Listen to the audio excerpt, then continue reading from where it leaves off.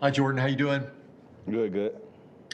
Um, we talk a lot about revenge, and this is one of those games that would certainly qualify because last year they beat you guys on your field. They celebrated on your field. They celebrated in the locker room. Coach O said some stuff, and that got all over. How motivated is this team to get some payback in Baton Rouge? We don't really focus on revenge. This year we came in, we've gotten progressively better every week, and then this is just another week for us to get better. We've been practicing hard. Our leadership group has been on us. Our coach has been on us to stay the course, and we've been staying the course. And I like the direction we're going in. John Zener, over to you.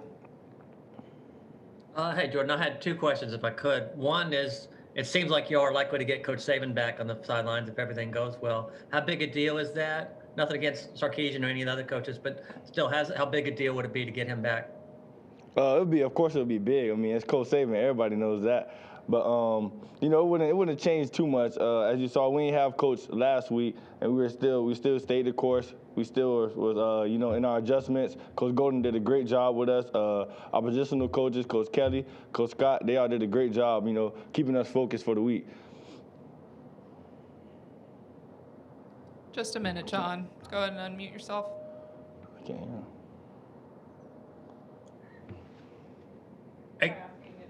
I assume it's still on. I got the floor still. Okay, well, how you didn't have a ton of experience last year, but you had more than some of the guys in the secondary. How have you guys developed, and how much have players like Malachi come along as they've gotten some experience? The freshmen that came in, like Malachi and Brian Branch, they came in, ready to work. They were up there, they were upstairs every day watching film, getting better every day. And then, they asked us questions if they didn't know anything, and we told them, we helped them, we adjusted, and everything turned out great. Edwin Stanton with the next question.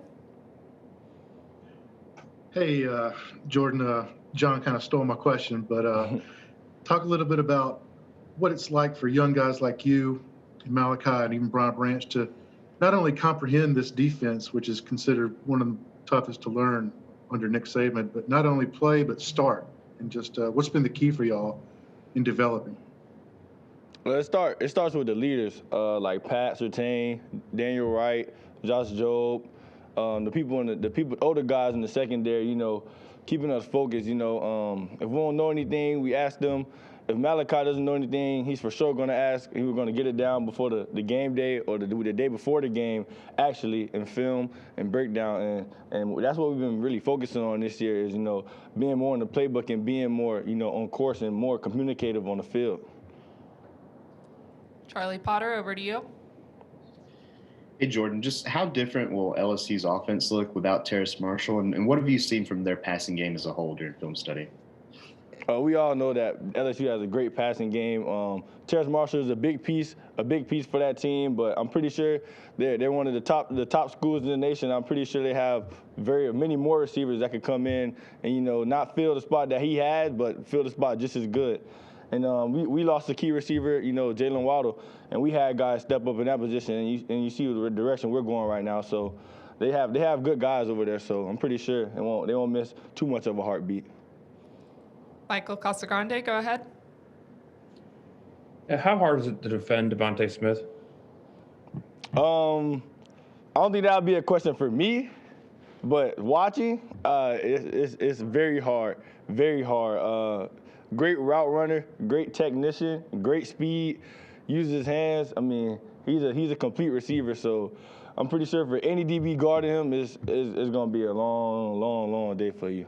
He never beat you in practice? Long day. He beat me in practice. He beat me in practice, a couple times, in the slot.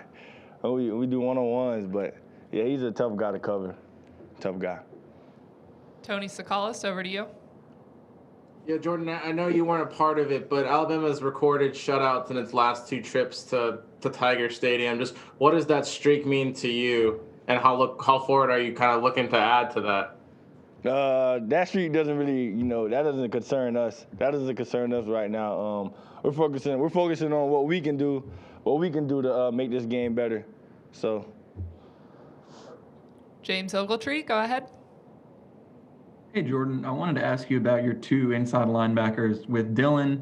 I think the broadcast talked about, and he's kind of talked about just kind of working back from that injury and just his struggles of helping everybody get on the same page, but also being able to focus on doing his own job as well. And then Christian in his second year playing linebacker as a sophomore, what have you seen out of him? He's a Butkus Award semifinalist and been the team defensive player of the week a couple times. What have you seen out of those two guys? Yeah, I see more of Dylan helping Christian out in practices, and Christian's learning more from Dylan Moses, and he's actually playing harder and playing faster because he knows more, and then he gets us on track. Christian actually gets us on track sometimes. We go on the field, Christian's telling us, stay up, be communicative, communicate out there, get everybody on the same page. So once everybody on the same page, we all play fast, and it makes us look better. We'll finish up with Edwin Stanton, unless there are any other questions. Jordan, can you talk about that interception against Auburn that Brian had? Y'all seemed to recognize that right away and kind of blew that play up. What did y'all just read that right off the bat, or what was going on there? Yeah, that's all film right there, all film. We noticed number 1 and number 12 were their move guys, their motion guys, their screen guys. So every time they're in the slot, it was a focus or emphasis on pressing them and allowing them not to get off the ball. And that's what Malachi did right there. He pressed number 12 and forced a bad throw by Bo, and Byron Branch caught it. Final question, we'll go back over to Michael Casagrande.